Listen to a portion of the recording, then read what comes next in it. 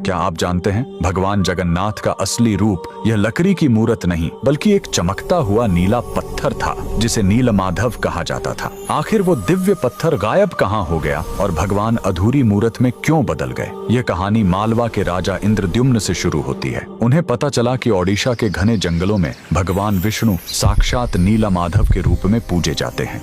राजा ने अपने मंत्री विद्यापति को खोज पर भेजा। विद्यापति जंगलों में भटकते हुए आदिवासी सरदार विश्ववसु तक पहुंच गए, जो गुफा में गुप्त रूप से नीलमाधव की पूजा करते थे। विद्यापति ने सरदार की बेटी से शादी की और जिद करके गुफा देखने की बात मनवा ली। सरदार ने शर्त रखी कि वे उनकी आंखों पर पट्टी बांधकर ले जाएंगे, लेकिन विद्यापति ने चालाकी की। उन्होंने रास्ते में चुपके से सरसों के बीज गिरा दिए। कुछ दिनों बाद जब बारिश हुई तो सरसों के पौधे उग आए और विद्यापति को गुफा का रास्ता मिल गया। उसने तुरंत राजा को खबर दी। राजा इंद्रद्युम्न अपनी विशाल सेना लेकर घमंड के साथ भगवान को लेने पहुंचे, लेकिन उनके वहां पहुंचते ही नीलमाधव की मूर्ति हमेशा के लिए गायब हो गई। भगवान अपने भक्त विश्ववसु के साथ हुए धोखे और राजा के घमंड से नाराज थे। राजा ने रोकर माफी मांगी और अन्न जल त्याग दिया। तब आकाशवाणी हुई, मैं अब उस पत्थर के रूप में नहीं मिलूंगा, अब मैं समुद्र तट पर एक लकड़ी के लट्ठे के रूप में आऊंगा। कुछ समय बाद पुरी के समुद्र तट पर एक विशाल अद्भुत लकड़ी का लट्ठा तैरता हुआ आया। राजा समझ गए कि यही भगवान का नया रूप है। उन्होंने तुरंत आदेश दिया कि इस पवित्र लकड़ी से भगवान की मूर्ति बनाई जाए, लेकिन समस्या यह हुई कि वह कोई साधारण लकड़ी नहीं थी।